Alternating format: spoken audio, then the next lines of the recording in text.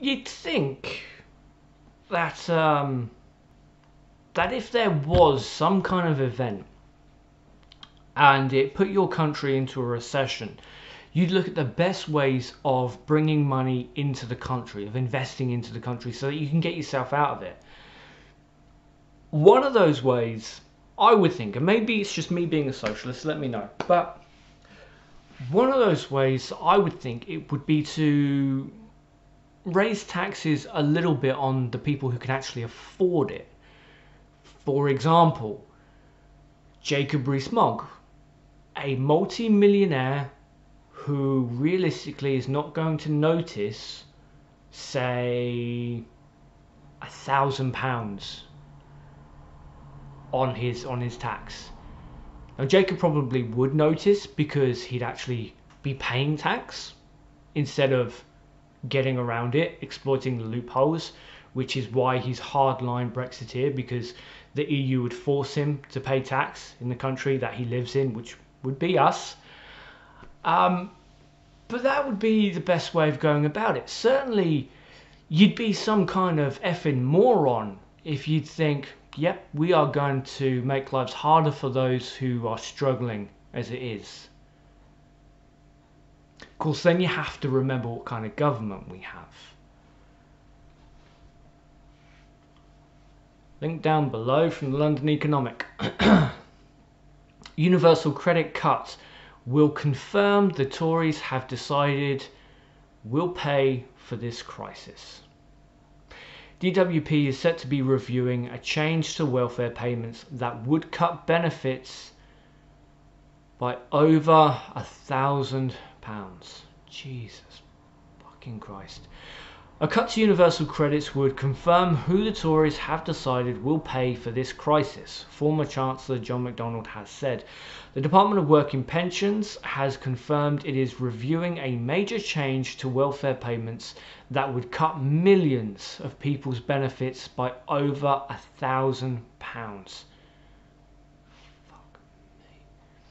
Universal credits and working tax credits claimants were warned they face an income shock, putting it fucking lightly, when their payments are slashed next year.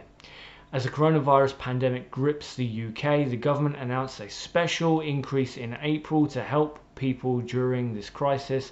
This is £1,040 a year atop of the standard allowance for universal credits, equivalent to just under £90 a month in the usual monthly payments. A similar coronavirus boost was given to those on working tax credits, with the basic element group by £1,045 per year. I'm going to link this down below,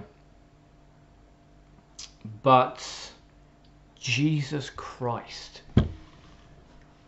So here's the thing, for anyone who's been lucky enough to never have to sign on and never had to go on universal credits, it's a shit show. I can't say about working tax credit because I'm not entitled to working tax credit. I've never got working tax credit, but I have signed on, and out of a 7-day week I would have maybe 3 meals. That was it, because it wasn't enough. And it's not like I was going out drinking or anything else. I was using that money to try and get a new job.